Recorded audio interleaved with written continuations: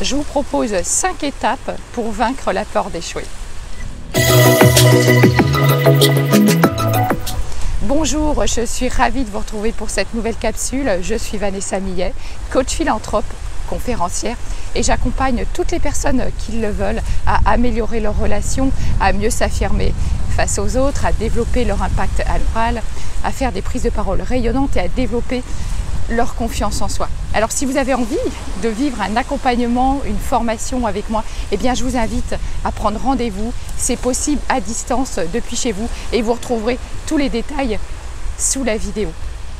Alors je vais vous parler de 5 étapes pour vaincre la peur d'échouer, ou en tout cas pour vraiment faire pencher la balance, comme je dis, du côté du plaisir plutôt que du côté de la peur.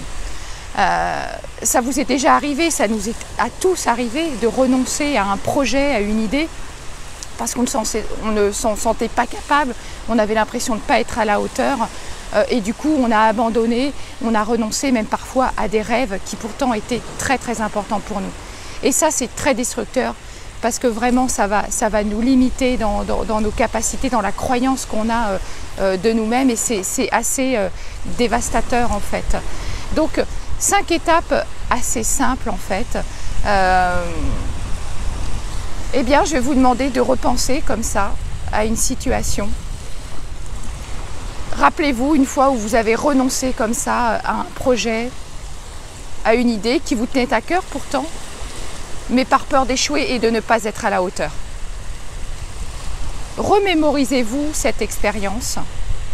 Et puis ensuite, je vais vous demander de rassembler mentalement tous les détails de cette expérience, de cette situation, et d'aller les placer dans un cadre.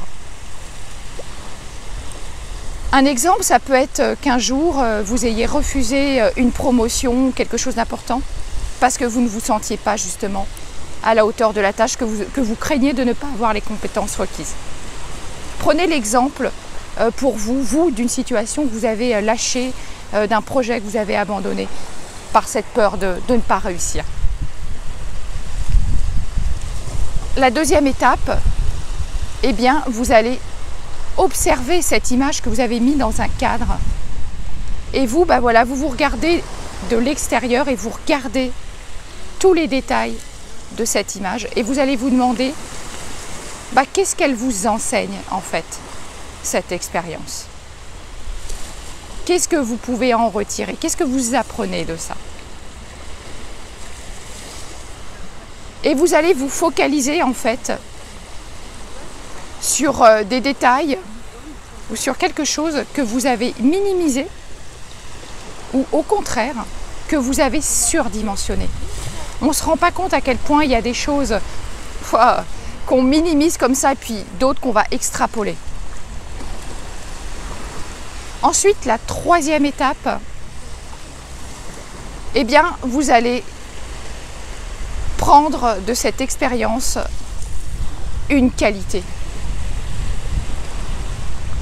Une qualité que vous avez justement, comme je le disais juste avant, à l'étape d'avant, que vous avez minimisée ou masquée par un défaut surdimensionné.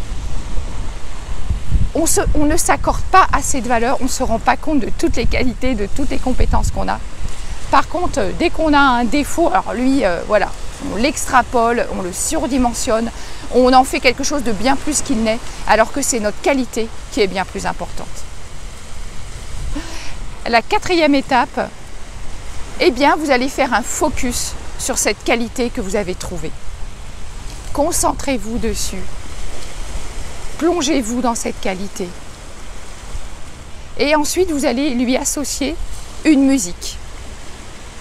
Vous allez faire un ancrage avec une musique. J'en ai parlé hier dans ma vidéo de comment faire un ancrage. Et là, vous allez faire un ancrage avec une musique. Et ensuite, à la cinquième étape, vous allez penser à une situation, un projet, quelque chose qui vous stimule autant que ça vous fait peur. Et vous allez ensuite activer votre ancrage avec la musique. Et comme je disais au début de cette vidéo, pour rappel, eh bien l'idée, c'est de faire pencher la balance plus du côté de l'envie, de la spontanéité, du désir, plutôt que de la peur d'échouer. Je vous remercie. Comme d'habitude, si vous avez aimé la vidéo, likez-la, partagez-la. Et moi, je vous retrouve demain. À très vite.